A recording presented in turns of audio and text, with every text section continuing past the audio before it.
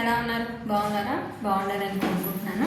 యాక్చువల్గా ఈరోజు అయితే కొంచెం అమావాస్య, రేపైతే ఉగాది పండగ కూడా ఉంది కాబట్టి మొత్తం అంతా క్లీనింగ్ అయితే చేసుకుందామని స్టార్ట్ అయితే చేశాను. సో ఆఫ్టర్నూన్ 3 అయితే అయ్యింది. ఇప్పుడు స్లోగా కూడా స్నానం తీసి సెట్ చేద్దామని బట్టలు అవన్నీ కాలు తుడుచుకునే బట్టలతో సహా మొత్తం అయితే బయటపడేశాను.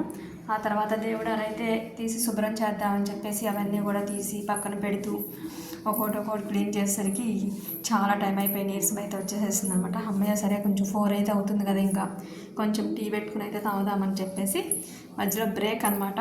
టీ అయితే లిటిల్ బిట్ కొంచెం అయితే పెట్టుకుని ప్రశాంతంగా అయితే తర్వాత వాకిళ్ళు అన్నీ కడుక్కోవడం చేయడం ఇవన్నీ చేద్దాము అని అయితే స్టార్ట్ చేశాను.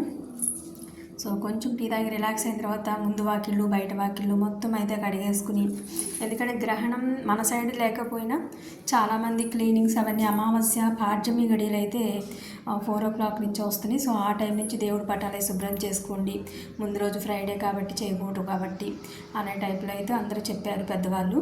సో దానికోసం నేనైతే ఈవినింగ్ 3:30 నుంచి అయితే వర్క్ స్టార్ట్ చేశాను అనమాట.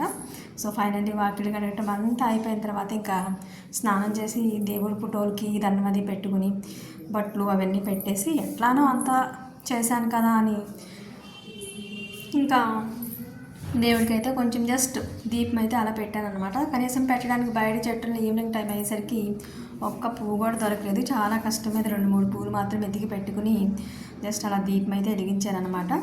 సో అందరూ కూడా మంచిగా ఉగాది సెలబ్రేట్ చేసుకోండి, కోవాలి, అందరికీ మంచి జరగాలి ఈ సంవత్సరం అని అయితే కోరుకుంటున్నాను.